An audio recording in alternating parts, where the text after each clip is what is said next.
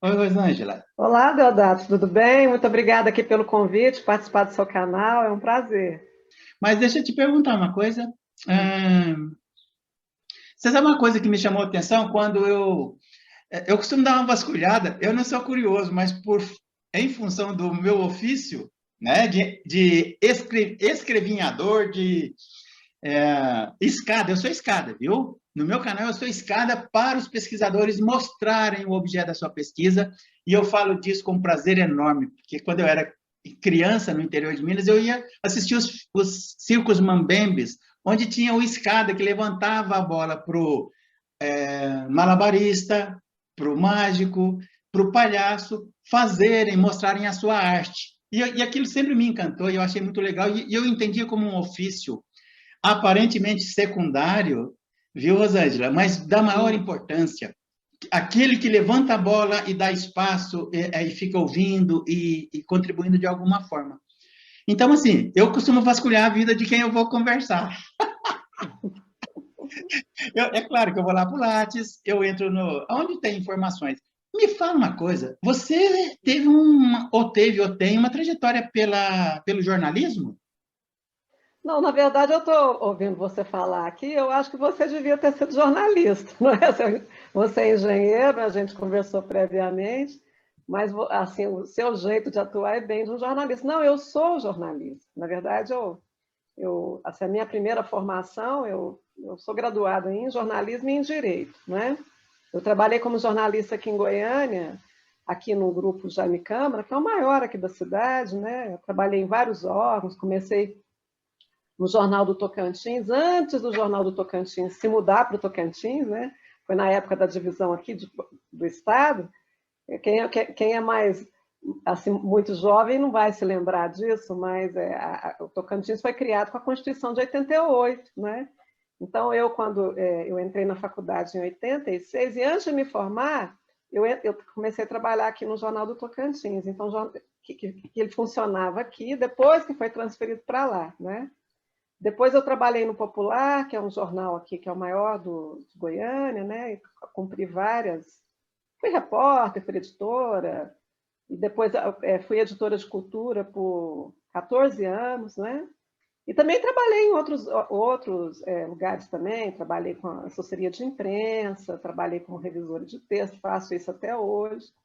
E eu tenho um site, não é? Eu ainda continuo no jornalismo, de certa forma. Eu me aposentei, né? Mas eu tenho um site que é um site de chama Hermira Cultura, que é um site jornalístico também, né? A gente publica entrevistas, artigos, né? Ensaios.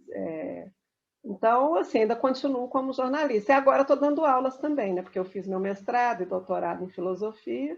E hoje eu sou professora do curso de Direito aqui da Faculdade Católica de Anápolis, que é uma cidade próxima aqui de Goiânia, que é a minha cidade natal. Né? Eu moro em Goiânia, mas eu nasci em Anápolis, que é uma cidade próxima daqui. Não sei se você conhece, Deodato, você falou que esteve aqui em Goiânia, né?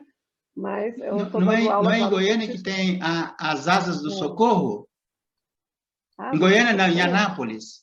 Parece que é uma instituição que Hum. faz transporte de indígenas das aldeias para tratamento médico, mas Ah, não, essa eu não conheço, não. Mas chama Asas do. Anápolis é uma cidade aqui próxima de Goiânia e é uma das maiores cidades do estado. Hoje você tem a Aparecida de Goiânia e Anápolis também, que inclusive um polo industrial importante, que é o DAIA, né? Então, eu dou aulas lá na Faculdade Católica, no curso de Direito. Então, resumindo, é essa minha trajetória, mas ainda continuo, né, no jornalismo. Isso aí é uma espécie de paixão também que eu não pretendo deixar, não.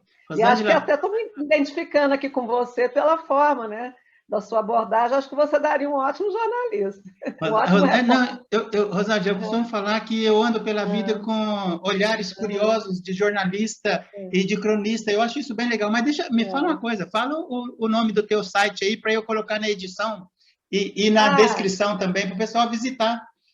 tá bom. Se chama Ermira Cultura, né? E o endereço é ermiracultura.com.br, né?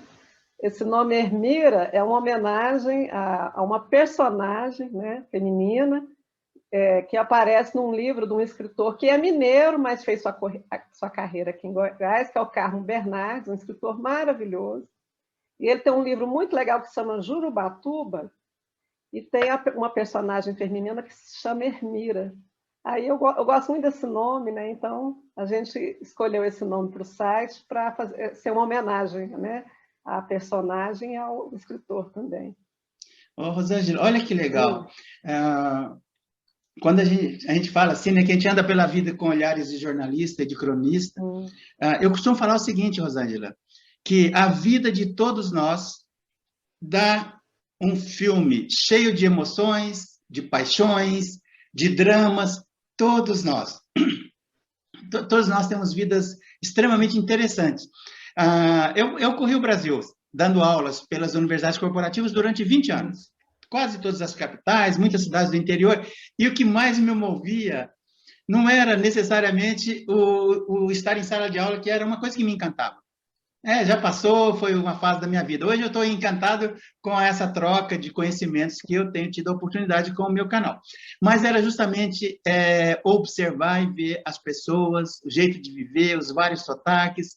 Eu gostava de andar pelos mercados municipais, porque eu sempre acreditei que a alma do povo de um lugar transita. Para você conhecer a alma do povo de um lugar, você tem que ir no mercado municipal. Estive aí no mercado de Goiânia. Estive aí. Ô, Rosângela, mas que legal, que prazer. Eu vou confessar para você que eu não estou surpreso. Quando eu vasculhei a sua vida até certo ponto, porque eu sou um cavalheiro, até certo ponto eu falei, nossa, que vida legal, que vida interessante. Você chegou a trabalhar com jornalismo policial? Olha, eu cobri férias, vamos dizer assim, porque teve uma época que eu estava no jornal e a gente tinha uma editoria de polícia, não é? E o editor entrou, ele pegou férias, um período de férias de 30 dias. E aí eu fiquei ajudando que a gente chama no jornal, o jargão que a gente usa, a fechar, né? Que lá na função de edição, não de repórter, mas a fazer o fechamento, né? Então eu trabalhei durante uns 30 dias aí, foi interessante, né? Assim, não é muito a minha praia, não. Eu sempre gostei mais da área de cultura, né? Mas já trabalhei em tudo, política, internacional, não é? Nessa área de cidades, mais cultura, né? Informática, né? Eu trabalhei muito tempo, fui até editora de informática, isso eu gostava de fazer, né? A gente tinha um caderno, fomos inclusive recebemos prêmios, era um caderno muito legal que a gente fazia, era uma área que eu gostava muito de trabalhar. Agora, a polícia mesmo foi bem rápido, mas passei também por isso. Não como repórter, mas mais como editora, né? Estou aqui proseando com a Rosângela Chaves. E a gente vai conversar sobre a pesquisa do doutorado dela, e eu estou cheio de curiosidades, viu, Rosângela? Para a gente retomar, repete, por gentileza, o nome da tua pesquisa, da tua tese. Tá, se chama O Dia de Glória Chegou, Revolução, Opinião e Liberdade, em Tocqueville e Arendt. Ok. Você pode contextualizar os dois no tempo e no espaço, para quem, assim, eventualmente venha a desconhecê-los, né? Possa se situar. Tá. O Tocqueville, né, o nome dele todo é Alexis de Tocqueville, é um filósofo, é um pensador, né? Porque a categorização do Tocqueville é meio complicada, porque alguns vão colocá-lo como sociólogo, como historiador, né? Vamos colocar assim como um pensador, né? Ele é um filósofo, um pensador francês, né? Nasceu no início do século XIX, na França, né? Ele é de uma família aristocrática, né? Ele era neto do Malesherbes, que foi um grande estadista francês do século XVIII, chegou a ser ministro do Luís XVI, foi advogado do Luís XVI no tribunal lá do terror, não é? Ele acabou sendo guilhotinado.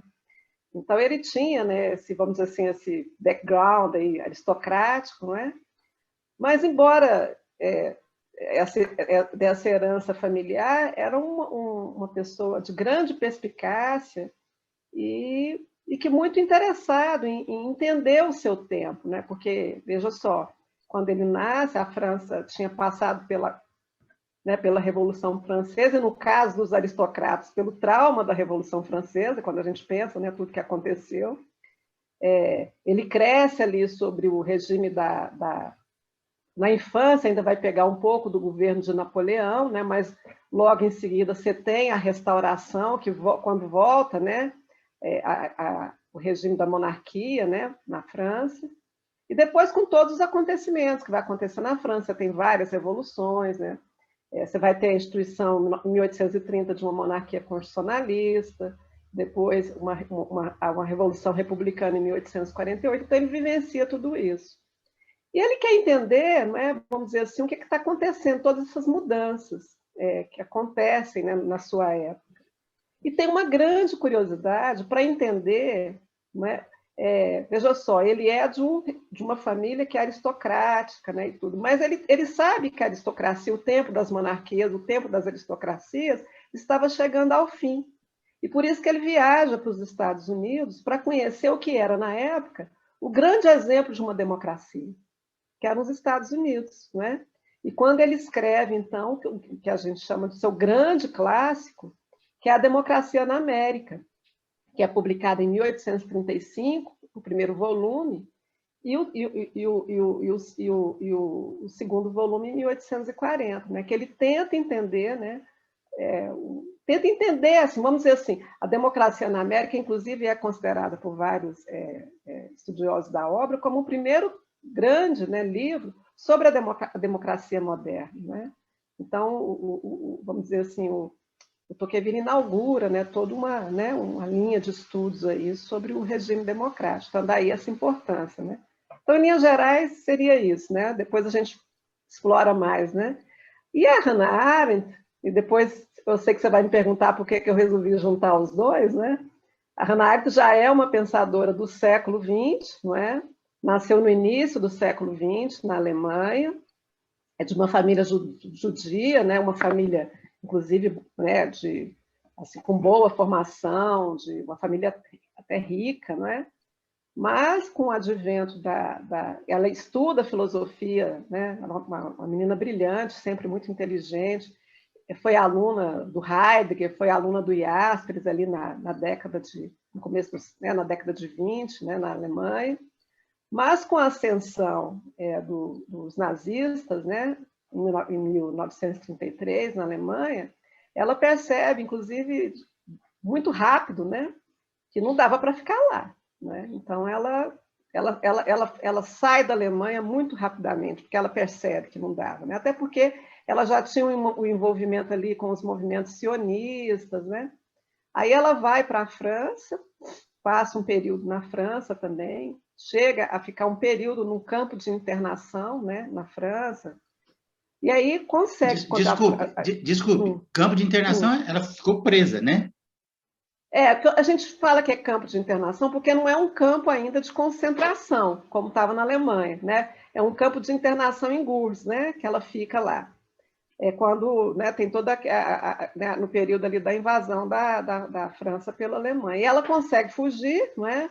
Faz todo um périplo e tudo, e depois quando ela consegue sair da Europa por Lisboa, né? Que ela toma um barco, né, um navio de Lisboa, ela e o marido dela, o segundo marido dela, que é o Blücher, né? E aí eles vão para os Estados Unidos, né? E é nos Estados Unidos que ela realmente começa a sua carreira, não é? Ela vai publicar o seu livro Origens do Totalitarismo, né? Que ela tenta entender, né? Esses regimes totalitários, as que ela chama dessa grande novidade do século XX, né? Que inclusive é um tipo de regime que realmente é uma ruptura, porque você não tinha nada parecido, não dava para fazer uma espécie de analogia com outros tipos de regime políticos, né? E a partir disso ela faz, né, uma carreira brilhante como filósofa política. Ela também não gostava de ser chamada de filósofa, né? Ela falava que ela era uma teórica da política, não é? E escreve A Condição Humana e uma série de ensaios que foram publicados, e hoje é uma pensadora fundamental para entender, né, o nosso tempo, né? A Hannah Arendt, estudada aí não só na filosofia, mas em várias áreas do conhecimento, né? O pessoal do direito, das ciências sociais, né? Da educação. Então, a Hannah Arendt hoje é uma autora fundamental para a gente compreender o nosso tempo. Aí eu passo para você me perguntar por que eu resolvi juntar os dois, né?